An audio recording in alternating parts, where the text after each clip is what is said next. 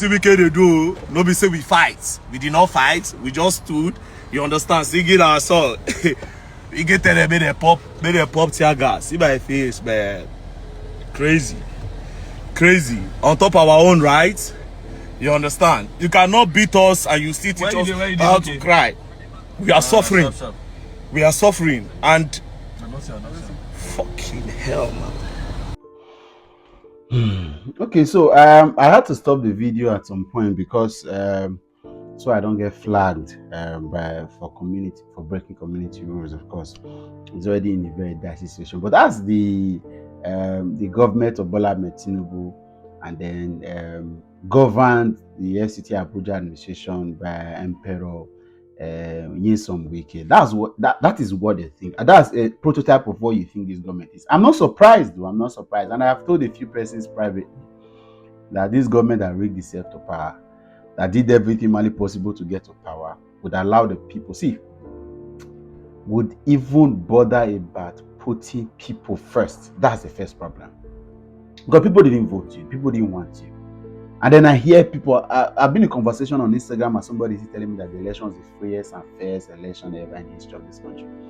An election that had 10 million persons surge, had a surge of 10 million persons going to register for the first time, with some of the ages being 70 something, 80 something. Definitely not because of, it wasn't because of the status quo. It was a change that was perceived. That same election would end being recorded as the lowest turnout of vote counts in the history of this country, at least for the Fourth Republic. What does that tell you? Something happened. A lot of persons are still deceiving themselves with the fact that this government is the populous ones because they are a particular tribe decided to install their own Oba, right, to being president because they felt it was their turn. Not because that they have been disenfranchised, not because they have been marginalized, because Yoruba man was in power a couple of years ago, right? But now they don't see Olusegun Obasanjo being a Yoruba man, because for them, Olusegun Obasanjo was more of a nationalist. They're looking for somebody who will sell their agenda. This is not a video to attack them. I'm just saying this was a tribal president being installed on the seat of power in this country.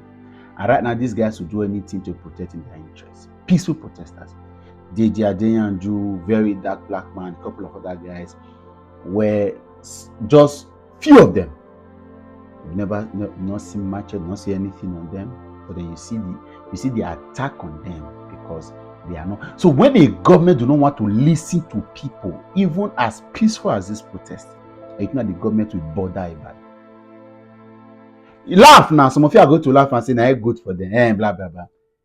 Injustice anywhere is a threat to justice everywhere. It will only take a while. It will go round. It will go round. It's okay now to blab and say, we'll deal with them. Make them go rest. I can tell you for free. Deji, after being an activist for several years, went to law school to become a lawyer. He's not he's not a proud certified solicitor of the Supreme Court of Nigeria.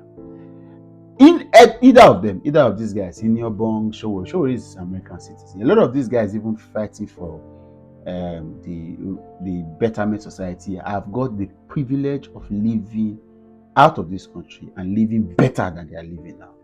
But they have decided to stay in the country to fight.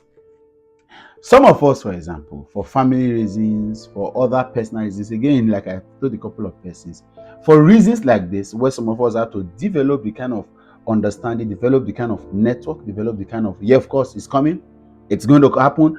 Do not think that a lot of people live in Nigeria are living because they want to go and look for food to eat. Some of us were not hungry actually, and they will never be hungry because of the things that God has blessed us with. But we are building a network right now outside of the shores of Nigeria that will come and attack the institutional failures we have in this country in all ramifications. I don't care to know how you interpret this, but just be aware. There are Nigerians who are outside the shores of this country. They are connected together. They are putting tribe aside, putting religion aside, putting hatred aside, putting bitterness aside. And they are connecting with their skill set and powers, connecting with their resources and their economic powers, connecting with their status and influence. In no distant time, liberation will come. And guess what? Liberation will come.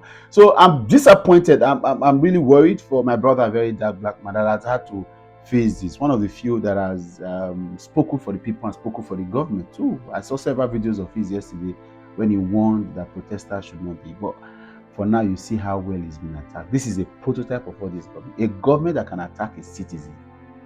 That same government you think could put things in place or better the lives of the people. Now just they play. We'll catch another time. Bye for now.